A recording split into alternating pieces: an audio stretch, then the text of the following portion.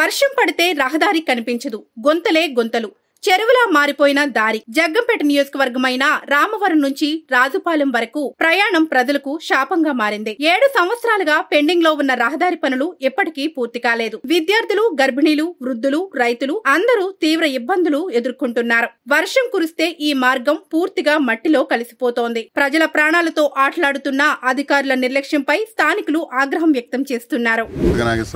నేను Bahujan Samaj party incharge, అలాగే కాకినాడ జిల్లా అడ్వైజర్గా పార్టీలో కొనసాగుతున్నాను. అయితే ఈ యొక్క రామవరం టు రాజుపాలెం రోడ్డు గత ప్రభుత్వంలో శంకుస్థాపన చేయడం జరిగింది. శంకుస్థాపన చేసి 4 సంవత్సరాలు అవుతున్నా ఇప్పటికింకా ఈ రోడ్డుని పూర్తి చేయలేనటువంటి పరిస్థితి ఉంది. అయితే ఇది ఇటు పోలినట్టుకి సంబంధించి వీరవరం కానివ్వండి, రాజుపాలెం కానివ్వండి, తామరాడ, గోనేడ, మర్లావ, పాలెం, రామచంద్రపురం, ఇలా తిమ్మాపురం, ఇలాగ పెద్దాపురం, ఇలాగ అన్నిటికి కూడా ఈ మార్గాన్ని రాకపోకలు జరుగుతుంటాయి. అయితే ఇది మెయిన్ గా జగ్గంపేట నియోజకవర్గానికి మెయిన్.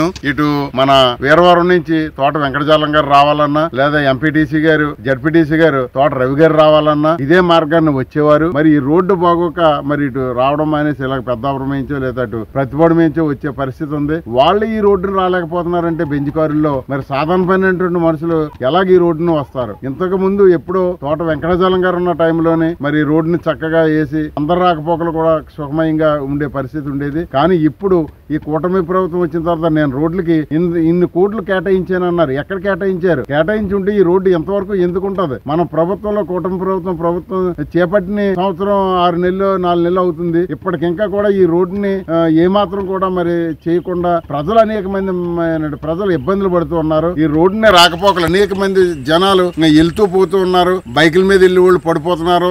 ఈ వర్షాకాలంలో ఆ గుంటల్లో నీరు పడి అది గొయ్యో లేదా సదురు నేల కూడా తెలియనటువంటి పరిస్థితుల్లో ఎంతో మంది ఆడబడుచులు పడిపోయినటువంటి పరిస్థితి ఉంది. అలాగే వ్యాన్లు తిరగబడిపోతున్నాయి. ఇటు అటు రైతులకి ట్రాక్టర్ తీసుకెళ్లాలన్నా చాలా ఇబ్బంది పడే పరిస్థితి ఉంది. ఇదంతా కూడా ఎప్పటి నుంచో మరి జరుగుతున్నటువంటి ఈ క్రమంలో ఏమాత్రం కూడా నాయకులకి సేమ కొట్టినట్టు కూడా కనబట్టలేదు. ఎందుకంటే దీన్ని ఎప్పుడో చేద్దాంలే, చూద్దాంలే, మాకు నిధులు రాలేదంటున్నారు. నేను PRGS లో పెడితే నిధులు వచ్చేసినాయి, త్వరలోనే మీకు రోడ్డు పూర్తవుతుందని నా చేత సంతకాలు పెట్టించుకుని ఇప్పటికీ 4 నెలలు అవుతుంది. ఇప్పటి వరకు కూడా మరి దీన్ని మొదలు పెట్టిన దాఖలాలు లేవు. దీనిపై సూర్యచంద్ర గారు కూడా మాట్లాడిన పరిస్థితి ఉంది. అలాగే మొన్న ఒక నెల క్రిందట జనసేన నాయకులు తుమ్మలపల్లి రమేష్ గారు కూడా సొంత ఖర్చులతో కొన్ని గుంటలను పూడ్చడం జరిగింది. మళ్లీ వర్షానికి ఆ గుంటలన్నీ కూడా ఆ వేసిన మట్టి అంతా కొట్టుకుపోయి యథేచ్ఛగా ఈ గుంటలన్నీ కూడా మరి ఉన్నాయి. ప్రజలందరూ కూడా రాకపోక చాలా ఇబ్బంది పడే పరిస్థితి ఉంది. కాబట్టి ఎప్పటికైనా అధికారులు దీనిపై స్పందించి, నాయకులు